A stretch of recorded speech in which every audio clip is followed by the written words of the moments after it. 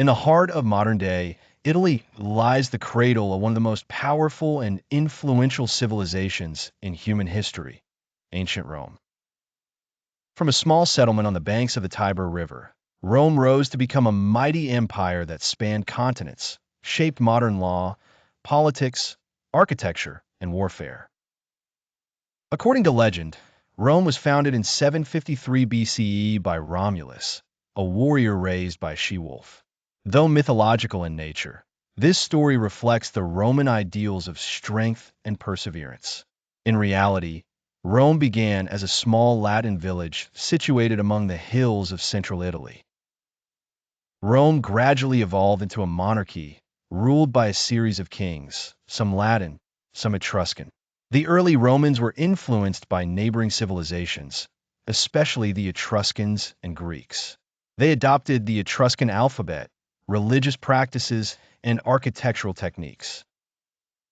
In 509 BCE, the Romans overthrew their last king and established a republic, a government in which power rested with the people and their elected representatives.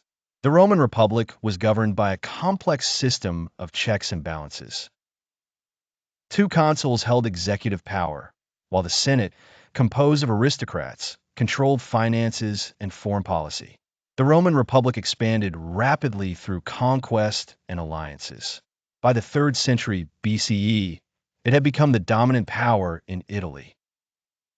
The Three Punic Wars, fought between Rome and Carthage from 264 to 146 BCE, would define Rome's emergence as a global empire.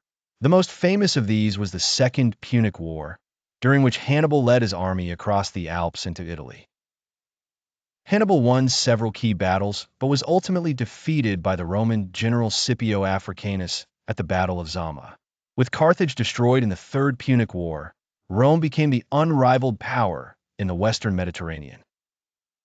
Rome's rapid expansion brought immense wealth, but also deep social inequalities. The Senate became increasingly corrupt, while the divide between the rich and poor widened. Attempts at reform by the Gracchus brothers were met with violence. The Roman Republic began to fracture under the weight of internal conflict. Ambitious generals like Marius, Sulla, Pompey, and Caesar vied for power. Julius Caesar, after a series of military victories, marched on Rome and declared himself dictator for life. Caesar's assassination in 44 BCE marked the beginning of the end for the Republic. Out of the chaos emerged Octavian, Julius Caesar's adopted heir. In 27 BCE, he was granted the title Augustus, becoming Rome's first emperor. The Republic was gone. The empire had begun. Augustus ushered in a period of relative peace and prosperity known as the Pax Romana, the Roman peace. For over 2 centuries, the empire thrived, expanding its borders, building roads, aqueducts, and cities. The Roman legions enforced order, while the legal system, Latin language, and Roman customs bound the empire together. This is the story of ancient Rome, a civilization forged by ambition, war, culture, and innovation. Chapter 7: Religion and the Transition to Christianity. Visuals. Roman temples, early Christian gatherings, Constantine the Great. Narrator: Roman religion initially mirrored that of the Greeks, with gods like Jupiter, Mars, and Venus. Temples and rituals were part of daily life, and the emperor himself was often deified. But by the 1st century CE, a new faith emerged from the eastern provinces, Christianity. Initially persecuted, Christians faced torture and martyrdom. Everything changed in the 4th century when Emperor Constantine converted to Christianity and issued the Edict of Milan, granting religious tolerance. By the end of the century, Christianity had become the official religion of the empire, transforming Roman identity and influencing European civilization for millennia.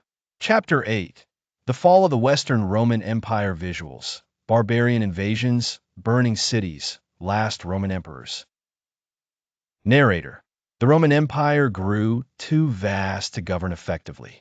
Economic troubles, military overreach, and political corruption weakened its foundations. In 285 CE, Emperor Diocletian split the empire into East and West, hoping to manage it more efficiently. While the Eastern Roman Empire, later known as Byzantium, continued for nearly 1,000 years, the Western Empire began to crumble. In 476 CE, the last Western Roman emperor, Romulus Augustulus, was deposed by the Germanic chieftain Odoacer. This event is often marked as the fall of the Western Roman Empire. Chapter 9: Legacy of Ancient Rome Visuals. Modern cities, architecture, legal symbols, European maps. Narrator: Though the empire fell, Rome's legacy endures. Roman law laid the foundation for many modern legal systems. Its republican institutions inspired the founding fathers of the United States and other democratic nations. Latin gave rise to the Romance languages: Italian, French, Spanish, Portuguese, and Romanian. Roman engineering principles continue to inform architecture and infrastructure. The idea of a unified, civilized empire shaped the medieval concept of Christendom and continues to influence European identity today.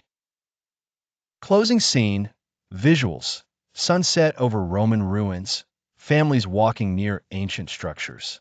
Narrator: Ancient Rome was more than an empire. It was a civilization that touched every aspect of human life: government, culture, religion, technology, and philosophy. Its rise and fall are reminders of the potential and fragility of human achievement. Rome lives on in the roads we walk, the words we speak, and the laws we obey. This was the story of ancient Rome, a civilization that forever changed the world.